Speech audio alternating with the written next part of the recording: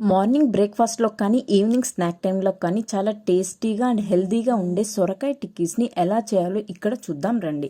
ఇక్కడ నేను సగం సొరకాయని తీసుకొని పీల్ చేసి తురిమి పక్కన పెట్టుకున్నాను. అలానే 2 ఆనియన్స్, 4 పచ్చిమిర్చి, కొంచెం కరివేపాకు కూడా సన్నగా కట్ చేసుకోవాలి. దీంట్లోకి ఇక్కడ నేను జొన్న పిండిని యూస్ చేస్తున్నాను. మీరు కావాలంటే బియ్యం పిండితో కూడా ఈ టిక్కీస్ని చేసుకోవచ్చు. ఇందులోకి మనకి కొంచెం సాల్ట్, పసుపు, కారం, జీలకర్ర కూడా కావాలి. ఫస్ట్ తురిమిన సొరకాయలో ఆనియన్స్, పచ్చిమిర్చి వేసి బాగా కలిపిన తరువాత పసుపు, జీలకర్ర, కారం, సాల్ట్ కూడా వేసి బాగా మిక్స్ చేయాలి. ఇప్పుడు మనం తీసుకున్న జొన్న పిండిని కొంచెం కొంచెం వేసి కలుపుకోవాలి.